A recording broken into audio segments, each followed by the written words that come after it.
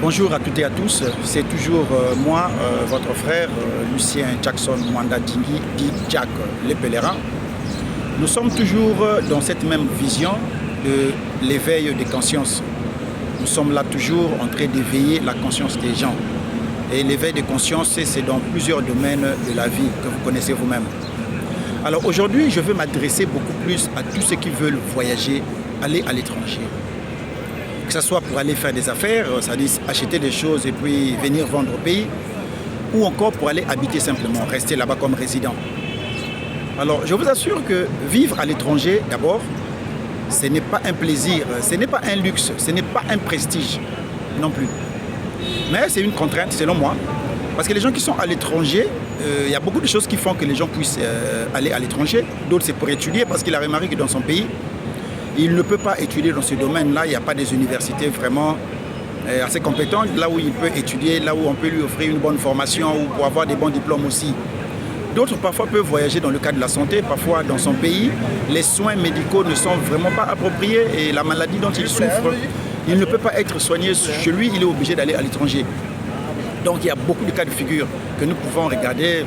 Et puis d'autres, c'est des diplomates et c'est des travailleurs, des fonctionnaires internationaux qui sont obligés de travailler à l'étranger parce qu'il a été affecté, ainsi de suite. Mais une personne qui est libre, je dis bien libre dans son pays, qui décide de quitter et d'aller vivre dans un pays étranger, en tout cas, vraiment, cette personne-là devait prendre son temps de bien réfléchir. C'est ce que j'allais dire dans cette vidéo. Je m'adresse d'abord dans ce numéro pour les gens qui veulent quitter leur pays et aller vivre à l'étranger. La première des choses, je vous dirais que la plus grande richesse que Dieu a donnée à l'homme, ici sur terre, c'est la santé et puis la liberté. Quand vous êtes libre et vous êtes en bonne santé, sachez que vous êtes riche, mon frère. C'est vrai qu'il y a plusieurs domaines de la vie aussi. Les gens ont besoin d'argent, il y a la galère, il y a la misère, c'est vrai. Mais d'abord, c'est la santé et puis la liberté. Mais vous allez remarquer qu'une fois quand vous quittez votre pays, là vous êtes libre, vous allez dans un pays étranger, les conditions de vie changent. Vous perdez déjà votre liberté, pour commencer. Parce que quand vous arrivez là-bas, il y a plusieurs, je dis bien plusieurs contraintes. Parce que l'immigration des pays occidentaux, par exemple en Europe, quand vous arrivez aux États-Unis, aux Émirats Arabes Unis, c'est pas comme chez nous où quand la personne arrive, en fait, il est libre quoi, de toute circulation, il est là, il est comme chez lui. Chez eux, ce n'est pas le cas. J'ai vu beaucoup de frères qui ont laissé leur famille, surtout je parle ici aux gens qui ont des foyers, qui ont une femme et des enfants. Vous laissez votre famille pour aller dans un pays étranger. C'est parce que vous ne connaissez pas encore les conditions de vie dans un pays étranger. Parce que quand vous arrivez là-bas, c'est parfois très difficile pour vous de faire entrer votre famille. La première des choses.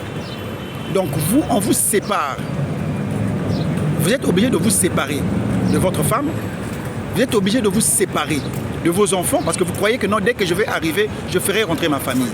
Mon frère, ma soeur, ce n'est toujours pas facile. J'ai des frères qui sont allés aujourd'hui, 12 ans, 10 ans aux États-Unis, 12 ans au Canada. Et la famille, la femme et les enfants sont restés. Et le gars n'a pas la possibilité de les faire rentrer. D'autres, parfois, quand ils arrivent là-bas, les contraintes de vie, ça veut dire qu'on leur oblige, pas peut-être oblige, mais on leur montre que l'unique manière pour toi d'être libre ici, d'avoir les papiers, c'est de prendre une femme native de ce pays-là. Si tu n'as pas une femme native de ça veut dire une femme qui est née dans ce pays, qui a la nationalité, tu ne peux pas non plus avoir la nationalité. Donc tu ne peux jamais être libre.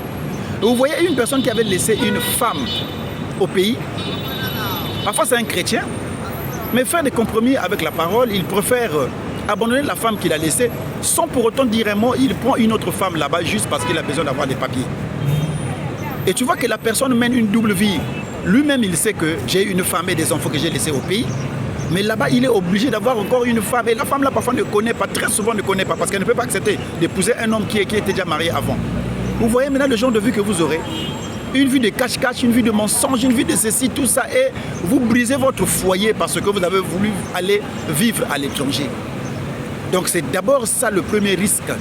Le premier point qu'il faut d'abord examiner, avec beaucoup, j'ai dit bien d'attention. Vous devez prendre le temps de regarder, est-ce qu'une fois si j'arrive dans ce pays-là, j'aurai la facilité de faire entrer ma famille. On vous fera croire que oui, quand vous arriverez, non, il y a des possibilités, tout ça, ne t'en fais pas. Et quand vous arrivez là-bas, tout change. Vous remarquez finalement que c'est compliqué. Est-ce que vous voyez? C'est pas mauvais d'aller dans un pays étranger, mais prenez le temps de réfléchir, surtout pour une personne qui veut aller rester et vivre là-bas. Voyager à l'étranger, ce n'est pas un problème. Mais le vrai problème, c'est comment s'établir, comment vivre, comment rester là-bas, sans pour autant que vous puissiez être dans des troubles, à chaque fois en fuite, tout ça, à chaque fois vous êtes obligé de vous cacher, travailler avec les papiers d'une autre personne, vous êtes obligé de mentir à tout moment, tout ça, alors que parfois chez vous, vous ne meniez pas ce genre de vie-là. Voilà pourquoi je dirais aujourd'hui à tous mes frères et toutes mes sœurs qui veulent aller à l'étranger, vivre à l'étranger, ce n'est pas mauvais du tout. Mais surtout, c'est bien l'étranger pour un célibataire, une personne qui n'a pas de femme, qui n'a pas d'enfant.